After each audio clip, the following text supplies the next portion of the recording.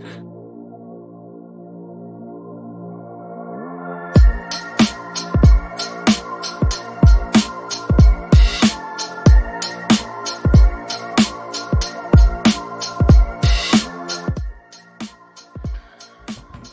right, ladies and gentlemen, we got a Packers preview here on the On My Block podcast. I'm your host, Mike Wahle. Thanks for watching. If you're enjoying, please subscribe, rate, and review on our YouTube channel. Appreciate all the comments. I try to get to them when I can. You can find me at Mike Wahle68 on Twitter, Process to Perform on Instagram. You can get our audio version of this if you don't like watching tape, and which completely kicks ass. I don't know why you wouldn't want to. But if you don't want to, pick us up on the Believe Network, anywhere you get your podcast, on the audio version. Our show is always sponsored by BetOnline. And the only people who don't get time off this time of year are pro athletes. Not first responders, military, Secret Service, just pro athletes. Oh, and us at BetOnline, of course. With the National Football League, bowl season, and NBA in full swing over the holidays, BetOnline isn't taking a second off to make sure that you have all the up-to-second odds, news, and info. BetOnline has all the sports wagering information you need with both desktop and mobile access, so head there today in the action. Remember, use the promo code BELIEVE, that's BLAV, to receive your 50% welcome bonus on your first deposit. BetOnline, where the game starts. So the Panthers are my other kind of team I spent some time with. I spent some time with Seattle, thank goodness, after this. But it was only really 7. It was 8 games, but really one season. I blew out my shoulder for the second time and was donezo. So I know both of these teams very well. The Packers are heading to Charlotte 5-point favorites. This is a game, honestly, nobody's going to want to watch. Last week in Charlotte, they were giving away tickets for $4. Now, when I got there, it was before Cam Newton. Cam Newton kind of made Charlotte a football town because of the interaction with the community. Obviously, league MVP, big personality. But we had, one of the top defenses when I was there. They had Dan Morgan, they had Julius Peppers, Mike Rucker, Chris Jenkins was probably the best D tackle in the league at the time. But it was really an ACC basketball town, and it turned into a football town. Steve Smith, obviously, on offense. But it's a weird place, and as you watch this game, depending on the weather, these guys, if the Packers get up early, I'm just telling you now from experience, and then obviously what you saw last week, the place could be empty by the second quarter. Could be absolutely empty by the second quarter. Now, Panthers are 2-12, so there's, they got their first win last week against Atlanta. It was like 9-7, barn burner. The Atlanta Falcons, by the way, run the most un-NFL-like offense that you could possibly imagine. They're in 22 and 13 personnel the whole game. They can't figure out who their quarterback's going to be. I think they're starting a new one this week. The Atlanta offense was so unwatchable. In other words, I like to break down tape and kind of try to figure out how I would attack that team. And watching the Atlanta Falcons offense was so frustrating that I just went back to the Saints game. So you guys are going to watch Saints tape here today instead of the Falcons tape. You can watch the Falcons defense, but certainly not the offense. You'd fall asleep. I just know you fall. I don't know all of you, but I'm pretty sure you'd fall asleep watching the tape because it is terrible. The Panthers fired Frank Wright in the middle of the season after owner David Tepper scooped him up, I think, in the middle of last season after he got fired by the Colts in the middle of the season. So I think Frank was the only coach in history to get fired in the middle of the season 2 years in a row. The Panthers had Matt Rule before that, who was an absolute dumpster fire. He got fired in the middle of the second season. And it's interesting because I remember, so David Tepper bought the team from Jerry Richardson. And Jerry was like, Jerry was a Southern gentleman. I don't want to get into all of Jerry's things, but he was a Southern gentleman. Let's put it that way. So I was thrilled when David Tepper bought the club. I thought, okay, new direction. This is great. David Tepper has $70 million in unpaid head coaching salaries over the last 2 seasons alone. Like, in other words, he's fired 2 coaches in the last 2 seasons, and he has $70 million left to pay on those coaches' salaries, the guaranteed money. Panthers have 2 wins this year, and they've had first-round picks, first pick in the draft, Bryce Young. Like, they have talent. The good news for Carolina is that their defense is a legitimately good defense. They have players at every level of football. Brian Burns is a dog. Derek Brown, the defensive tackle, is going to be whoever is going to play right guard this week. He is an absolute monster. When he wants to play, he's an absolute monster. Uh, Frankie Lavu at the second level linebacker, he's a guy that is really good run and pass. I've seen Frankie have some of the best linebacker blitz dog pass rushes this year, knocking right guards right on their backside, making people miss, timing. He's really, really good. He's good in the run game. He's also really good as a pass rusher, every down guy. And then they brought in Von Bell. They've drafted a couple guys high, J.C. Horn being the first that comes to mind, 2021 first round draft pick at corner, but they brought in Von Bell from Cincy to kind of shore up the back end of this defense. So they have leadership and they have experience at all levels. They're a physical football team on defense. The bad news is that Frank Wright's this offensive quarterback kind of guru. And I remember very specifically, it wasn't what he did in Philly when he was there. They obviously won the Super Bowl and Carson Wentz was playing well. And then Nick Foles came in and they won the Super Bowl. But the fall off from when Carson Wentz's fall off really started when Frank left. And because I'm an insider with some of these teams, you find out that the way that Frank was helping the quarterback versus the next guy, like the details, the techniques, the footwork, things that we talk about all the time, was void when he left. So the reason I bring that up is Bryce Young being the first pick in the draft, you have this offensive guru, you bring him in, and it never clicked. They really struggled to find their footing. Bryce Young struggles to go through his progressions. Their offensive line has taken a step back from the last season before. James Campen, who's a former Packers O-line coach, is down there. He did an amazing job last year. They've had some injuries. I'll get into it a little bit later. So anyways, they fire Frank, and Chris Tabor, the special teams coordinator, is now the interim head coach. They've left everybody else in place, I believe. So this is a team that, even though they won with a 9-7 game last week, they're 2-12. This is a very, very bad football team that the Packers should be thinking, coming off this now 6-8 record, losing 2 straight. It feels like the Packers should be out of the playoff race. There's a path to the playoffs if Green Bay wins out, and this is a get-right game. If there's ever a get-right game on your schedule this late in the season, this is a get-right game. But the Packers, in order to get right, the Packers have to figure out, at least defensively, how to stop offensive teams from either running for 200 yards, which Carolina would be happy to do, or having a perfect quarterback rating. The last 2 weeks, and I know this is small sample size, but you look at the entirety of the season, 4 200-yard rushers. A couple of times we've been absolutely gashed. Jared Goff on Thanksgiving, empty yards, but I just remember they had 361 yards passing or something. But Baker has a perfect record last week, which I don't understand perfect QBRs. I just know that that's pretty good.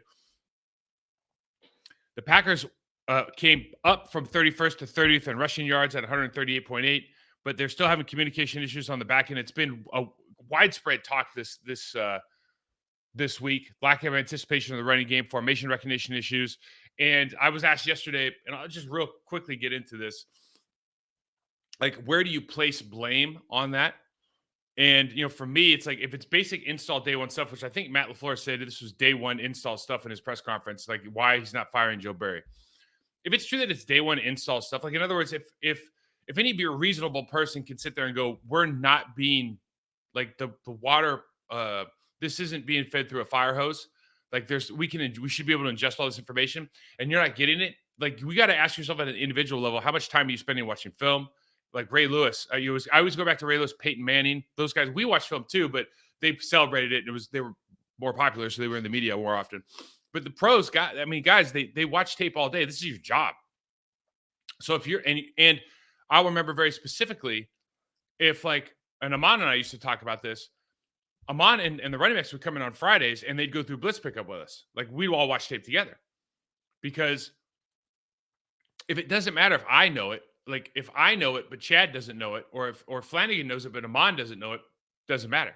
So a lot of this is on the players. We didn't need to be told to do that. We just did it. So a lot of this is on the players. You're professional athletes. You have to know the stuff. Now, if you're in a situation where you're continually being told to play 8 yards off on a 3rd and 3, or if you're in a situation where you're continually um, getting mixed signals, or the language that we're using to describe the same formation or same play is different. Like, in other words, if the DB room is speaking a different vernacular than the linebacker room, and so the communication is just something that they use for, the word cover over here means under over there, and they're yelling two different things, which happens in NFL franchises, if believe it or not.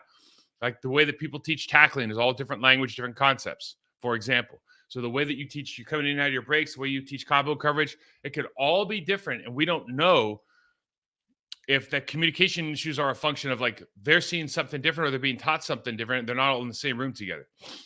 So you don't know. Ultimately, if guys are not making run fits, if guys are not tackling, if guys are not attacking the line of scrimmage when they're supposed to, and the coaches are allowing it, or they're playing those players, then that's on the coaches as well. So there's plenty of kind of personal responsibility to go around. I think for me, though, as a player, it starts with, you have to know your assignments, and you have to be really good, or at the, what I just call best of the basics of what you're supposed to be accomplishing. Now, if other people aren't doing their job, it is our responsibility to say, wait a second, this isn't right. If you're in playing, hey, David Carr was the backup quarterback in Carolina one season. He has to come in. Jake gets hurt, and everybody kind of, the team goes, "Oh, we're going to lose this game now." So after the game, I rip everybody in the meeting. I rip everybody, and right in front of, and said, "Hey, David, we got your back." Well, Monday, Tuesday, everyone's in watching film. Everyone's trying to get better. That was a good football. Like, that was a proud team that wanted to go to the playoffs. We had just been in the NFC Championship. David was nowhere to be found. Wednesday comes around, early meetings. David's out playing Xbox. Like, and so those kind of guys, like, you can't win with those guys, right? And you have to be able to go in there and, hey, if you're going to be our leader, if you're going to be contributing to this team, you're not going to be our leader. If you're going to be contributing to this team, then get your ass in the practice, or excuse me, get into the meeting rooms, and let's go through this stuff. Like, in other words, there's some policing that has to happen culturally with the players, but it also has to be ultimately decided on if you're playing, if you're not playing, with that coaching staff. So the coaching staff has a responsibility, I guess, especially at the position coach level, to make sure you understand your basic assignments, that you are really good at the basic tenets of the position requirements of your sport. And then everything beyond that, like, that coach, you hope that coach is helping you. But ultimately, like, if you don't have a good coach, or if you have a coach that's not a priority to him, then you better figure it out yourself, because you're a pro. Something else came up. Packers Devondre Campbell says he won't play hurt anymore, gets time off at practice. Posted on social media he would no longer play hurt. Some time off practice helps get his body back. He missed some games. He's battling through. Somebody asked me about this yesterday. Look, the big thing here is, can you contextually, it's not a great time to say it, obviously, but contextually, you just assume that he's been playing hurt, feels underappreciated, feels like he's being criticized for maybe not having the same year that he had 2 years ago.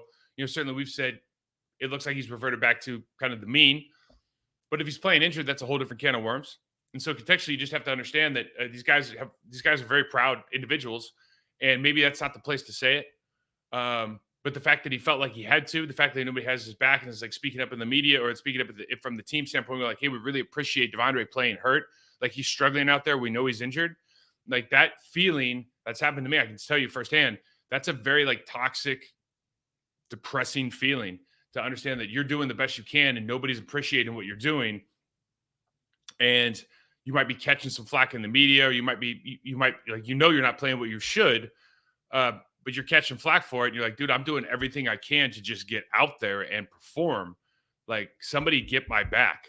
That's what these players want. Like, somebody get my back. And I think Matt got his back yesterday, but head coach Matt LaFleur, about he's been struggling through, and gave him some time off in practice yesterday. So hopefully that gets all squashed down. But the interesting thing about this sport, I'm going off too far on this, but the interesting thing to me about, football is, from a, kind of a fan interaction.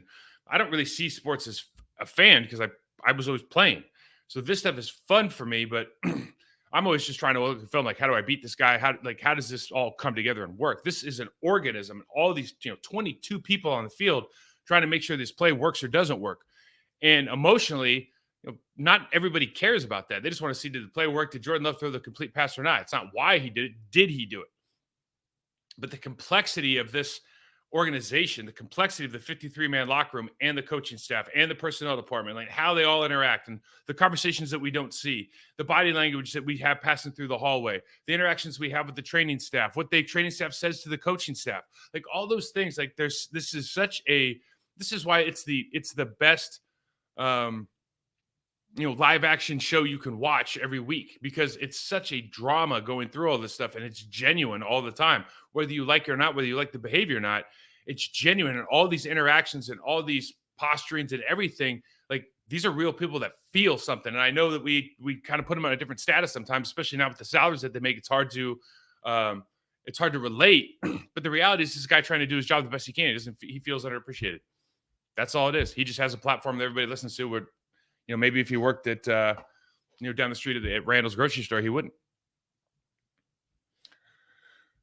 So the last thing, Joe Barry's been a ton of talk about Joe Barry in the future with his team. Here's another thing that's always interesting to me. Coach LaFleur said something to the effect of, he was talking about Joe Barry and should he be fired. He said, "Well, if I thought that was the right thing to do, I would do it, obviously," which is a great answer. And then he said, we have these, and I just talked about this. So I want to touch about it from a different standpoint. He said something to the effect of, and I'm misquoting here, but I'm trying to get it as close as I can. He said something to the effect of, "Well, we're having basic issues." And if that was the case, like if it was because Matt said, or head coach LaFleur said, there's nothing that our scheme can't fix when it comes to defense. And now it sounds like, well, they're not executing the scheme right. Like we have basic communication issues, run fits, tackling, etc. Well, some of that stuff you can't fix. You can't fix tackling. You can't fix poor run fits. I mean, you can fix it conceptually, but you can't fix it like in real life without practicing it.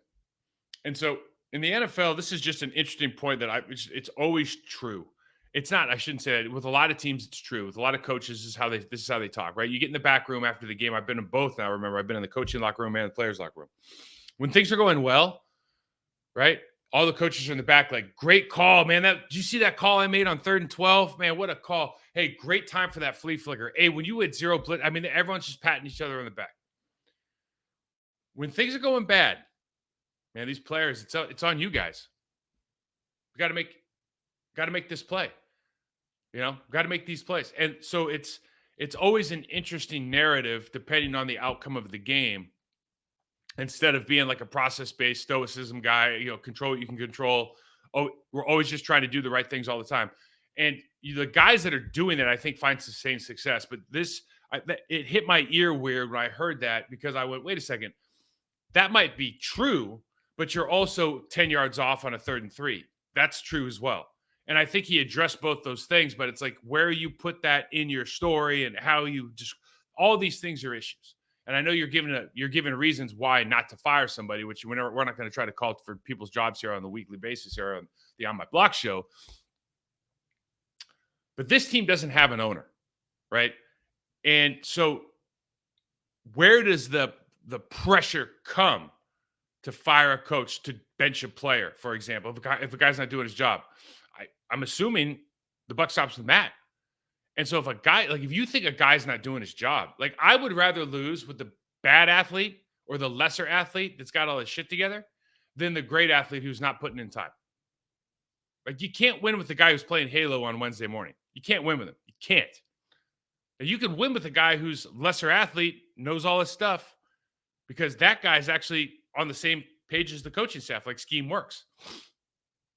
So we're just going to execute whatever level that person's at. We're going to execute as well as he can, given the scheme that we have. I can win with that. Can't win with talent that doesn't want to work. And so I'm not saying make it a commentary on the Packers. You just have to understand, when you're thinking about this from a fan's perspective, when organization thinks about this, when the locker room thinks about this, what exactly is it that you identify as the issue? What do you suppose that is? Is it coaching? Is it players not being more brand aware now and less aware of, like, we're going to try to be the best versions of ourselves on the field, and that's all that matters? You have to understand where you think the organization prioritizes that. And listen, it's easy to get down on these guys when they're 6-8. They lost 2 games in a row. But again, I always look at it like thematically, the same stuff has been happening for 3-4 years. You just had Aaron Rodgers to kind of wade through a lot of this stuff and gloss over it. And I think they've made remarkable improvements at different positions, including the quarterback position, including the way that they've called plays to put players into position to be successful on the offensive side. So it's not like this is a bad coaching staff, or it's not like they're not evolving and continuing to improve. What I'm saying is, when you look at this season in totality, I think as a head coach, you really have to go back without staff members, maybe your mentor, trusted advisor, your wife, whoever it is, and say, what is it I'm trying to accomplish with these players and coaches from a communication standpoint, from a standard standpoint, right? How I'm structuring meetings, how I'm structuring practice, how I'm talking to everybody, the language I'm using, the expectations that I have, right? The culture that I'm breeding, not something on the wall. I said it yesterday on the show, like putting a standard as the standard on the wall doesn't do anything.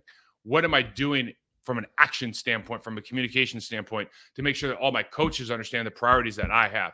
And I think that it's always good to revisit that. I'm sure he's going to regardless of the season. But I think this season in particular, looking at what you have, the youth, particularly on offense, and then the ineptitude of performance versus talent on defense is something you got to think about. I've ranted long enough. Let's get into some tape. The Panthers' offense is bad. They average less than 15 points a game. They're 29th in the league. They average 270 yards per game. They're 30th in the league, and they average 106 rushing yards per game. They're 17th in the league. And Frank Reich, Braden is great coaching staff. James Campen's a good coach. Deuce Staley's a good coach. It's all over. But for whatever reason, sometimes it doesn't work. And I think Frank got fired and then got hired. Like, you need a year, man. You got to figure this stuff out again. You got to take a reset button. You can't just go into the next job. We talked about that when he got hired. They haven't put Bryce Young, first pick in the draft. They haven't put him in positions to be successful. On tape, it looks like Bryce is rattled early. It's easy to get in his head as far as his feet get real happy. And you remember all the off-schedule plays at Alabama, and you start going, okay, well, how much does he throw on time? He's been sacked 54 times this year. Carolina's given up 54 sacks. But he also doesn't get through his reads at what I would call an elite level. He can stay, they'll do a lot of isolation stuff, and he'll stay on that read. And if that read's not there, getting back to the other side, as opposed to getting back slower, getting happy feet and trying to escape the pocket, it's a work in progress. He had his best week against the Falcons last week, arguably 18 for 24, 167 yards, 0 touchdowns, 0 picks, got sacked 3 times. Last year, like I said, Campen is a great coach, and the offensive line, they picked up Ike Ekwonu in the first round. He was the first offensive lineman off the board in the last year's draft. He's taken a step back. Aiden Corbett's he came over from the Rams at right guard. Great player, a very, very solid player, I should say. He's been hurt. That's a problem. Taylor Moton, their right tackle, has been good for a long time. Underrated player. I'm going to put him on tape because I think it's a big matchup. But it's one of those things where left guard's been a little bit of a turnstile. Bradley Bozeman secured the center spot, but they're just not. They're more of a downhill running. You look at them, you go, okay, that's probably a downhill running team. And they've done a lot of drop back, a lot of shotgun. So it just hasn't fit. The personnel didn't fit the offense that Frank wanted to run. I think as you look at this more and using Chuba Hubbard more, as you look at this, Bryce Young at this point in his career with the way he goes through progressions and whatnot, the timing of under center play action, downhill running schemes, I think that's going to help the quarterback move in the pocket a little bit more. I think it helps him.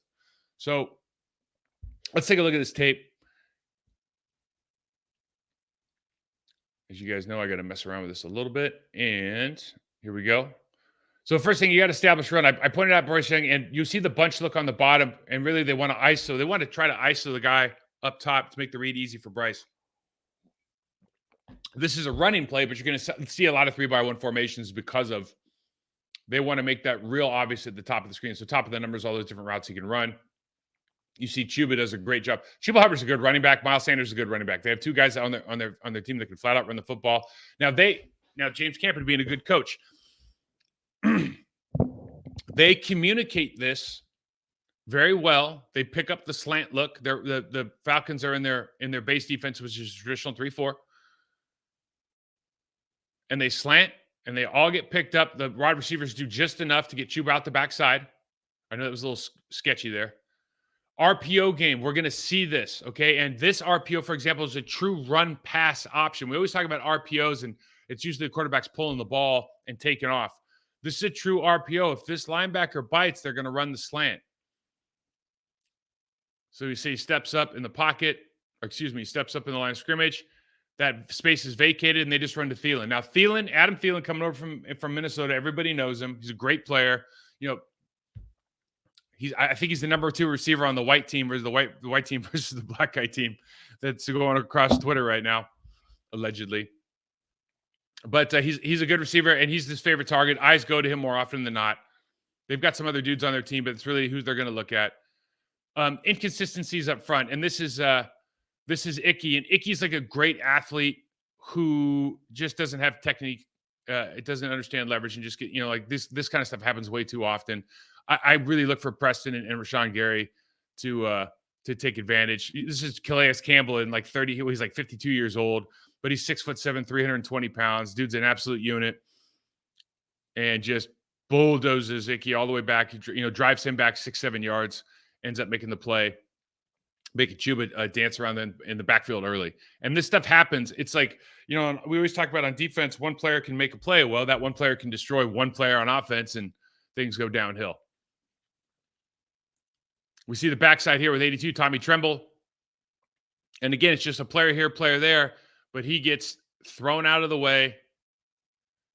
Again, the running back's got to cut back early, and they end up making plays at the line of scrimmage. And this is like they're a decent. They're 17th is like basically split down the middle as far as running games go. They're getting better, and they're going to start doing some more downhill stuff. Even if it's out of a pistol look, you're going to see more pistol. You're going to see more downhill runs, I think, this game, just because the Packers have been so bad at it. So they're going to feature these looks. Again, same idea, bunch look, split out upfield. And these downhill looks allow for them to get the play action. And now when Bryce turns back around, and I don't know why they do this. They run it they run it both sides, but when he runs to the left, like, he can't get the ball out of some of these passes as early as he wants. So really, the only play he has here is to the 41-yard line on the out. But they're going to do that a lot because it simplifies the game for it, cuts the field in half. Now, when they want to run downhill, you see this in the pistol look. Like, these guys are all about coming downhill. They've put some people in place that want to be physical. That it's been a rotating turnstile at left guard. Throckmorton was in there for a while, and now Cade Mays, who I believe was a rookie last year, is playing, and he's a physical player. Like, this will be, if this is going to be a downhill game, like, these guys are about that life for sure. They will come downhill and try to punish you. Numbers matter in this game. If you bring the wide receiver in, now you have an extra blocker, so you've got 7 blockers and a running back in a downhill formation. You got to have numbers. You got to match it with 8 men in the box. If you don't match it with 8 men in the box, I'm including the safety or corner overhang, you're going to get easy doubles here. You see the wide receiver insert on the backside safety, and Chuba's a good running back, guys. Like, Chuba can run. There's a lot of plays on this tape that Chuba makes out of nothing. What you have to get with Carolina is you have to make Carolina drive the length of the field. I know they had that big drive last week, but Carolina is a team that is going to make mistakes. They're going to make mental errors. They're going to make physical errors. They're going to have penalties. They're going to miss some throws on 2nd and 8. This is basic stuff, and this is kind of what we talk about from a frustration standpoint all the time. The point of this is a left-handed play. You got to double to the first count in the box. The center's has already made his point, and he's going to the linebacker in the A gap between the center and the left guard. And they brought in an extra lineman. Like, it's go time. They're going to run the football, and they just go to the wrong guy. Left guard, left tackle, for whatever reason, have the wrong point. We got to run through. And Miles Sanders is a good running back in Philly, and all of a sudden he comes over here and he can't quite get the same thing done. Why? It's like, well, because sometimes they don't block for him very well. Defensive end comes off the edge here, and you see the footwork with Icky. He's as good as an athlete is. He's really, really tall. Feet are just kind of almost like he's dancing, out there. His hands are outside. And Bryce Young feels this pressure early, and instead of just getting rid of the football right here, you can throw to the check down, whatnot. It's a scramble drill. It's a get me out of there drill. And so he always ends up kind of, instead of just buying extra time in the pocket. It's like, how do I escape? How do I get at her? And again, 54 sacks, you don't blame him, but it's something the Packers can take advantage of. Same idea here. The player's coming open backside. The linebacker's not going to be able to keep up with the wide receiver on the in cut, but Bryce is gone. And there's not a lot of pressure. He's just gone. He feels a little bit and he's gone. So you have to figure out how you want to play Bryce from a spy standpoint or a rush lane standpoint. But I would say this, if you get up to level in bull rush, like we've been talking about Rashawn Gary and Preston all year, if you do that and he escapes, he'll make off-schedule plays, but I think his eyes don't always go downfield. Ends up taking a sack here for no reason. So these are the kind of plays I think if you're watching tape, you're getting, there's some encouragement. Now, off-schedule plays, not good for him. He isolates on the top side, so they go bunch again. And they isolate up top. That play is not open. And so off schedule, he's got to wait now. He doesn't snap back. So he's got to buy a lot of time. And he ends up making a big off schedule play like he did at Bama, but he's on the run downfield. So you have to have a plan when he escapes the pocket because he's going to as soon as he feels pressure. And even though he's not a huge threat as a runner, one would consider either spying him with the defensive tackle or spying him with the linebacker, because I would say that most of his good plays come off schedule. They've got their own Jaden Reed / Debo Samuel. Their number 11, Emir Smith-Marset from Kansas City in a trade. A lot of jet sweeps, end arounds, screens. They want to get this guy the football in and around the line of scrimmage. I love this play concept. So they fake the reverse. He goes back the other way. You see the motion guy gets lost in the mix. They just flip him out the ball.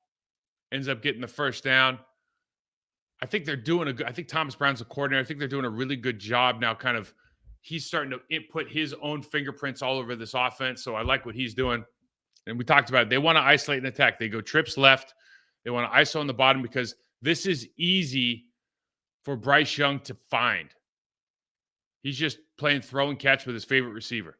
That's it. And they're going to do that as often as possible. They want to isolate one and see if the coverage makes sense. If it's even close, they're going to throw him that football. That's where his eyes are going to go. So you got 4 on the bottom, empty. We're going to see a lot of empty looks after Baker last week. Like if they don't put Chuba and Miles Sanders out in routes, I'm going to be shocked. But they're going to go 4x1, 3x1, and they're going to try to ISO. Now you got Chuba at the bottom here. And listen, after this, he didn't throw this ball, but you see the separation Chuba got immediately when that corner sat. And that's a corner. That's not the linebacker walking out there.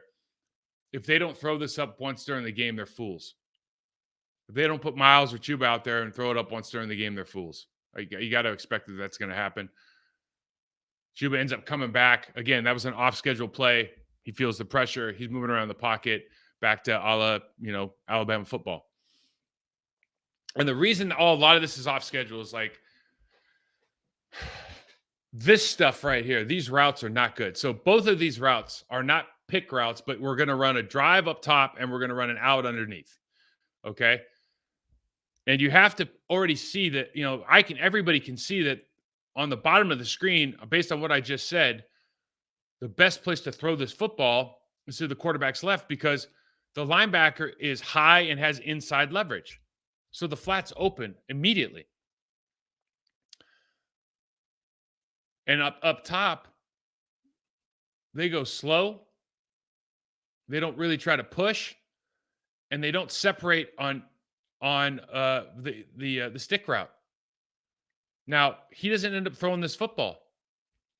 Both guys were open. The bottom of the screen was wide open, and it was open immediately. But they're having those issues, and so this is an opportunity for the Packers because these guys want to run a lot of this short. They're going to run goes or short routes, and like the deep crossers are there. But this is like with this wide receiver core, the speed that they don't really have, like all the things that are kind of going. They have DJ Chark, they have they have Jonathan Mingo, and then Adam. Terrence Marshall Jr. Um, this isn't the number one wide receiver core in the National Football League. And if you're ever going to, again, get right, take away some of that, 8, 10-yard, 12-yard cushion, play up a little bit, play at the sticks, play 5 yards off, be able to get your hands on a guy every once in a while, press him. Like this is the week, especially with a quarterback who's going to move around a lot, especially with a quarterback who feels pressure, especially a quarterback who's been sacked 54 times and doesn't get off his first read very well. But he is the number one pick for a reason. He does have a lot of talent. He's been put in a difficult situation for all the reasons we've stated before. And when you watch this is the last drive in Atlanta. There's just a couple of plays that he's going to make. Puts the ball in the basket. Really, really wet field. Can't tell now. It's pouring down there. And then he does a back shoulder here. I think this is this the Thielen or is this the DJ Chark? But he makes a back shoulder throw here. I mean, that's just big time football. And so he's got the tools, right? Just like talk about work in progress with Jordan Love. You got the tools. You just got to keep refining. Panthers defense. It's these numbers don't make sense. Okay, so they give up 25 points a game. That's 29th in the league. That is terrible. They give up 291.6 yards in the league. So good for third in the league. So they're not giving up a lot of yards. You can just 54 sacks. You start thinking about turnovers. They're just put in disadvantageous situations. Maybe they haven't been very good in the red zone. They give up 118 yards rushing, 17th in the league. When they're in their base 34 look, it's a pretty good defense. Defensive football team. They traded away Hassan Reddick last year, but Brian Burns is a really, really special player. Derek Brown is coming into his own. I saw Derek Brown handle Chris Lindstrom, the Atlanta Falcons stud right guard. It wasn't this game. Chris didn't play. The first game they played this year, when I say he handled him, he handled him. Chris Lindstrom does not get handled very often. He got handled by Derek Brown. Okay? And it pains me to say is that I'm a big fan of Chris, obviously, and I'm an offensive lineman, but Derek Brown had a hell of a game. The Packers are going to have to understand or make a decision. How do you want to attack this team? Do you want to attack them with Derek Brown being a 3-4 defensive tackle that's playing a little bit more of a two-gap, but will move a little bit? Or do you want to be in a penetrating 4-3 nickel guy? Because for me, he's much better at the nickel when you're penetrating. When you get him on the move, Derek Brown's a really good player. You can take away a little of it. He plays a lot more leverage. He's still really good, but he's not as good or as effective in the backfield as a 3-4 guy. I think they play better for the most part. I think you're going to get better defense out of these guys. Sorry about that, guys. You're going to get better defense out of these guys as a defensive coordinator if they're in base. So I'm going to try to put them in nickel as often as possible because of that. But you got to be comfortable knowing that your right guard is going to be playing against a guy who, if we're rotating right guards and Derek Brown is arguably the best defensive lineman, well, you got to make some decisions right there. Now that Zach Tom versus Brian Burns matchup, that's going to be interesting. I really like Gross Matos. I really like Shai Tuttle. I think they can all play ball. Like, I think this team's good up front. I like both their linebackers. I really like Frankie Lavue is one of my favorite guys to watch. But those zone looks in base, they'll play a lot of zone in base. And so they'll walk a linebacker out. And it's problematic, I think, in the passing game. I think they play a little bit better that way. They'll get into a Penny look. We'll show a little bit. Penny's 5 down lineman, one linebacker. They don't do a good job of fitting up in the secondary. The fit's always late. In other words, whoever's coming into the box is either they're fitting wrong or they're coming in late. I think I show both on tape here. They're only giving up 173 yards per game, third in the league. Passing. Do a lot of single high stuff. They'll do some combo coverages, like they'll run 6, they'll run quarters. Again, I think they struggle to get the run fits a lot. There's opportunities to hit the deep ball against this team. I think the safeties get their eyes in the backfield and watch the quarterback stop moving their feet sometimes. You see they get turned around a little bit on defense as well. And I'm talking about the third level. And so there's some opportunities to hit some deep things. We'll just have to see who's available for the Green Bay Packers who can actually run those routes. Let's check this tape out. Again, it was unwatchable. I'm saying it was unwatchable. I'm talking about the Atlanta tape. Now, I just put some first two in here because just to give you a taste of what I'm talking about. These guys play hard and they play fast. The play speed is real. Okay, so they're running a screen out here. Linebacker beats both linemen. Defensive end sniffs it out. And then Brian Burns comes from the backside and ends up making this tackle on Kamara 8 yards deep in the backfield. All right. And then what do? They do a good job of creating pressure with 4, and they'll bring Frank LeBouf from time to time. They'll bring some guys off the edge, but they rally. So you see that the reason I highlighted the safety was they flipped to a single high. They start off in like a quarters look over there. He went immediately popped to outside leverage to funnel him into the inside safety, takes away that look for the quarterback. So he has to check the ball down, and these guys rally to the football. They play hard. They got 5 guys in the box before that guy hits the ground. They play good football. Do you want to play in nickel or do you want to play in base? The Saints did a good job running the football, I think, in a lot of nickel looks. The Saints did a good job running the football, period, I suppose. But it really comes down to, can you account for 0 and 95? And 49 to some extent, but at the first level, I think that right guard matchup is a big matchup with 95. You got to account for the left side of their defensive line. They're really talented players. And if you can do it, and you see they did with the split flow, they actually took the tight end on play side and tried to Brock Burns, and then they split flowed back and tried to chip him off with a wide receiver, right? They really want to run that guy through, but Brian Burns is so good, and he's so – his football intelligence is very, very high, so he doesn't read plays wrong very often. But if you can get a hold of those guys and force the secondary guys to make tackles, you're in much better shape. You see Derek Brown here versus the right guard, and just does a great job of coming back. He splits this double team, comes backside, ends up sitting down on this. New Orleans Saints has an historically good offensive line, well coached. Derek Brown's just he's a really good player. You see it here again. Now he's in his base 3-4 look, but he takes an inside step and beats that tackle. Ends up making the play in the backfield. This is kind of what we're talking about. You got to take the wins. You see the safety covering the nickel corner on the 26-yard line on the top of the screen. When you see this, know that safety's taking their slot receiver and that nickel's coming. Just take the gimme, right? This is one thing that Carr does really well. Derek Carr. Take the gimme. Those are the things that, it's like, how do you stay on schedule, stay ahead of the sticks, take the gimmies, take the wins, put into positions the bubble can run forward with the football. Now, this is a kind of a big deal to me. They're late to penny fronts. What that means is they got their 5 guys in here and they have some backups in. So take shots when you have backups.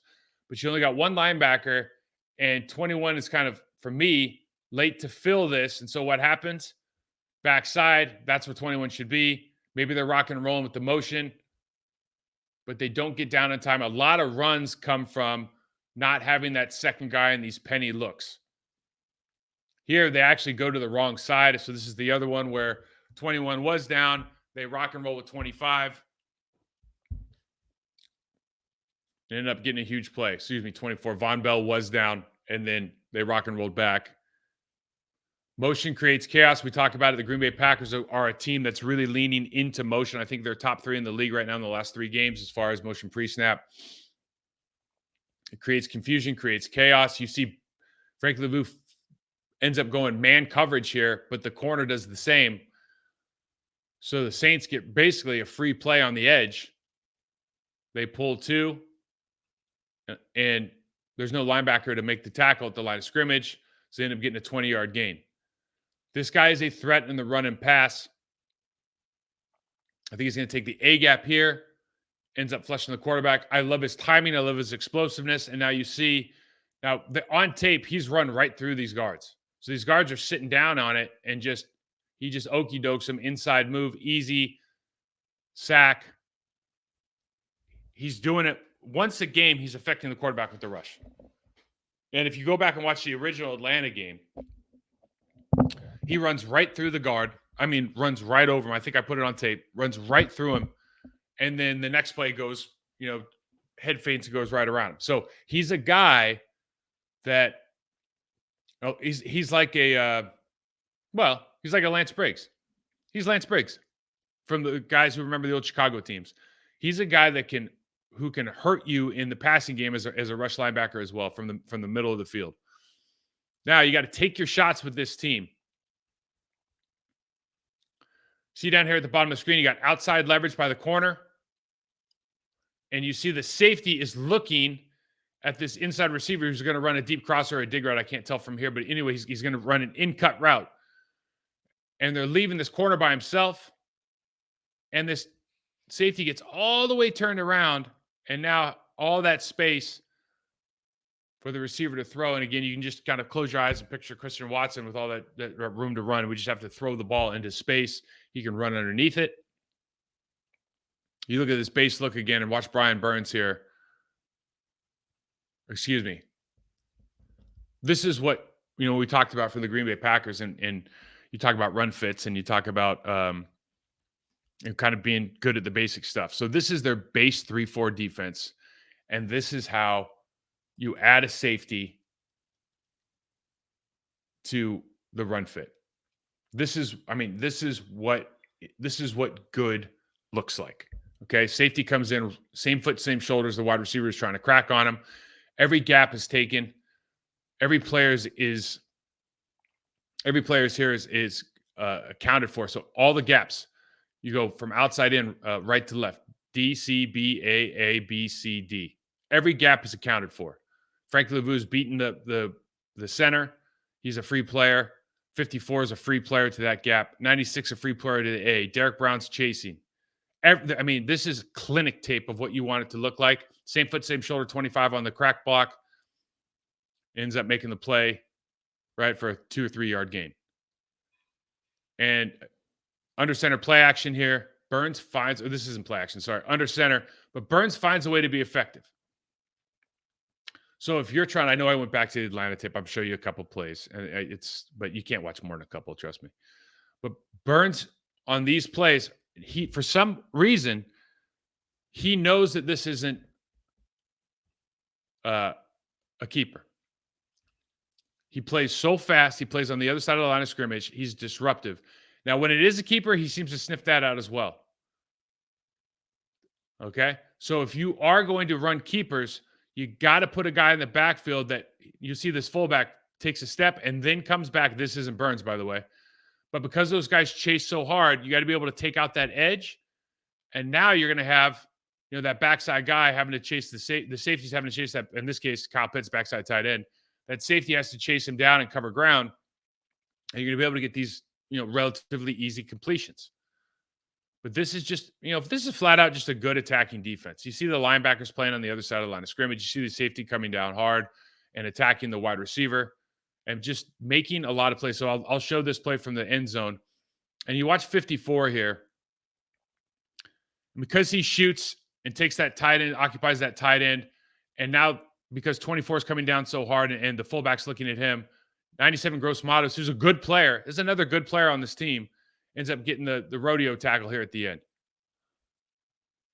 So for me, like this is a legitimately good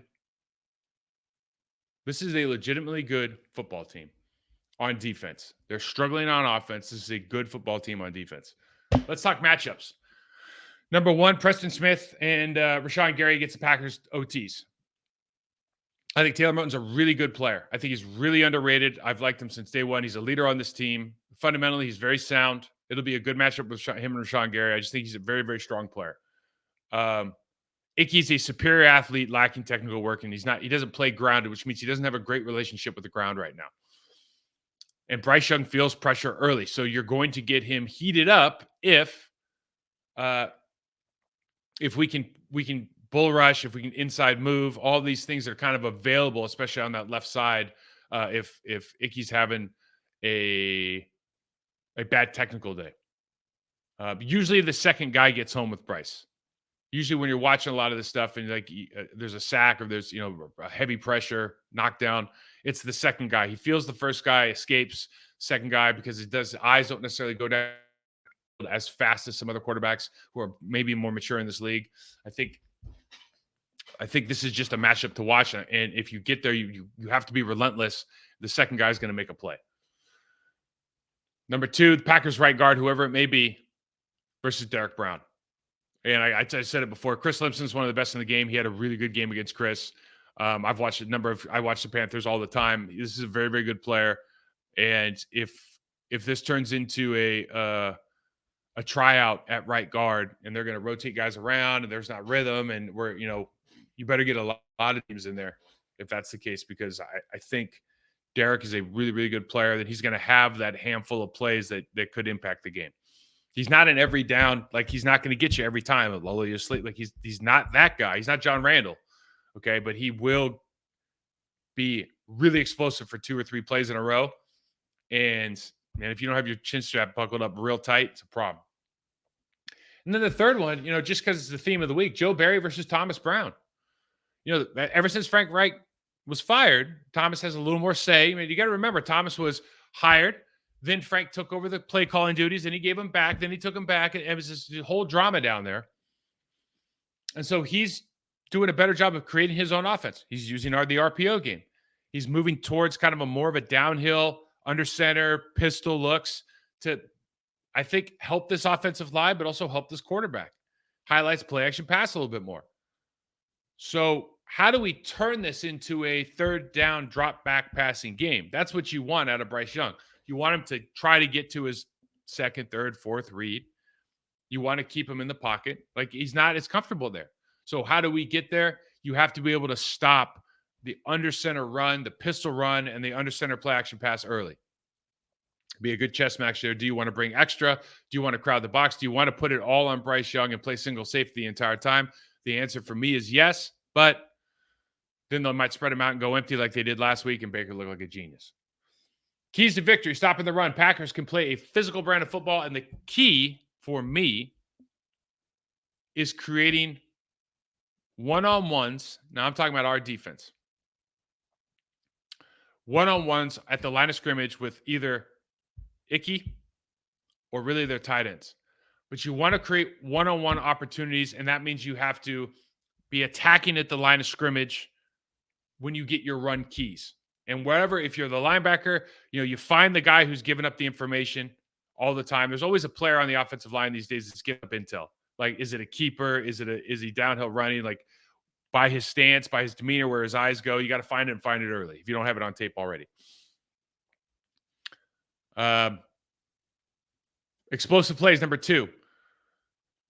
I think this defense is good enough to kind of grind you down physically.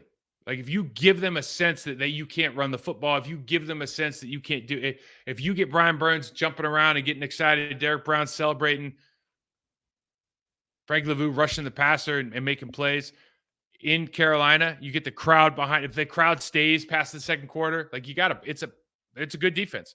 So they have difference makers at key positions. And when you have that, the Packers have to exploit some of those rotations that we looked at from the secondary, some of the eyes in the backfield. Like you have opportunities for big plays. There's opportunities on keepers for big plays if you can take care of the defensive end. You have to take advantage this week and really get some explosive, get some easy yards. Like you just need a couple of chunk yards. You don't want to grind it out for 5 yards at a time versus this team. And the third thing is just take the gimmies. Offensively and defensively, this is a 2-win football team. The Packers roster from top to bottom is better. The offense is much better. So our offense, should be able to put 20 points up against this defense. And there's no way that this Carolina Panthers offense should score more than their season average of 14.7 points against our defense. There's just no way that should happen because they just don't have the togetherness at this point. Okay. I'm not saying they don't have the talent. I'm just saying they're not there. They don't understand what their playbook is yet. So roster to roster, you got to go with the better team here. That's why the Packers are a 5-point favorite. This is going to be a good game. Now, I do have some questions from some listeners. I want to get to a couple of them. I know I haven't left myself a lot of time. How much of the defensive woes percentage-wise do you believe is coaching versus player versus scheme? We talked about that already. I think it's hard to put a percentage on it. Hi, Mike. How do you grade Walker's progress at left tackle? Arguably the most critical player for Love's improvement. Okay, so I will say this. I said this yesterday on a show. Jenkins, Zach Tom. That's what you're building your offensive line around. You have to make a decision on, are you prioritizing? Do you think that Josh Myers has played well enough that he's your center for the next 7 years? And I want you to look at it from a 7-year. Centers can be around for a long time. So rest of this contract, next contract. Is he the guy? Is he pointed in the direction from a communication standpoint? He's certainly playing better than he was at the beginning of the season. Is he the guy that you want to lead this offensive line into the end of the 2020s? If the answer is yes, I think you go get a high price left tackle because David Bakhtiari is not going to be here anymore.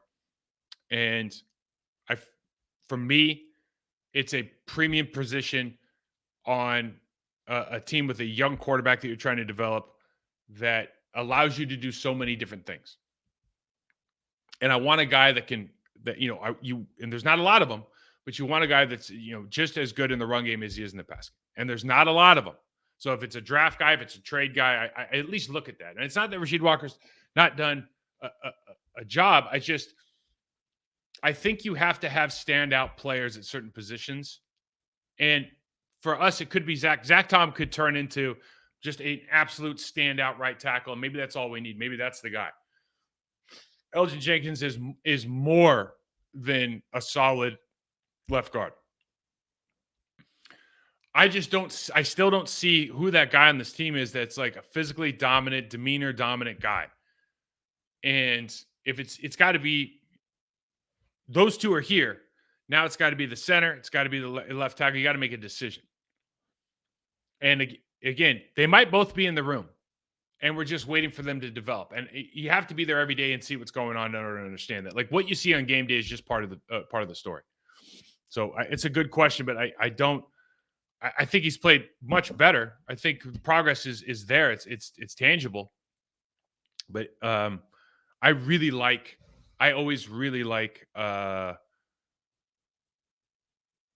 like to have a guy who's a demeanor guy somewhere. And if it can be it's Trent Williams, if it can be your best player too, that's not a bad thing. Which Panthers players do the Packers need to game plan for with O&D? I think I hit that.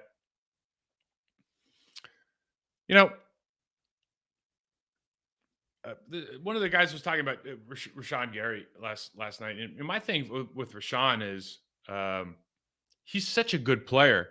And I think he's got everything you want. He's homegrown. He works his ass off. You could tell he just works.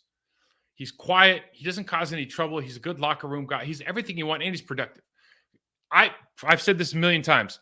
If you get him to rush, if you help him out with some tips on rushing, as far as like quarterback leverage and understanding like where to stop going upfield and all that stuff, you're going to be that much more effective, and you're going to have probably 5 more sacks a year. I mean, because I think he's that kind of talent. But when you start thinking about, is a guy worth it? Is a guy not worth it? You use any player. It's what are you going to do instead? What's your are you going to find a guy for $100 million that's as good as he is? I don't think so. And then it goes with like Lucas Van Ness. Lucas Van Ness is a 13th pick in the draft, and people said, why were you surprised by that pick? Well, because if I list the last 5 or 6 or 7, 13 picks in the draft, they're all day one starters. They're all kind of, even if they don't have numbers, they're if they're defensive guys, like Daron Payne's one of those guys. Hassan Reddick's one of those guys. Laramie Tunzel was one of those guys, offensive left tackle, arguably the best pass blocking left tackle in the league. So those guys are all day one players. And so when you have that guy, it has nothing, it's not a narrative on his ceiling. It's just like, when you pick a guy at that premium pick, I feel like you have to get day one production. And I don't count that necessarily. I'm counting that maybe more as like snaps and experience. Like, here's a guy who is going to play behind Rashad Preston when he comes in. Or if you move him to a D tackle position, he's play behind Kenny. Like, there's nowhere where he can start on the team on day one. That was my, I guess, head scratching moment. It has nothing to do with his ability. It has more to do with like fit wise, who can come in today and just be a dog for the next 10 years. right? Now he could be, maybe year 3, he's like, I always bring him up to Aaron Campbell in Iowa. Maybe he turns into Aaron Campbell and you're like, oh my God, like this guy's Packers Hall of Famer. It's unbelievable. And hopefully that's the case, right? But again, at that pick, Aaron was like a 5th-round pick, right? So anyway, this will be a good game this weekend. Unfortunately, it's going to probably be 5 points is probably spot on. And,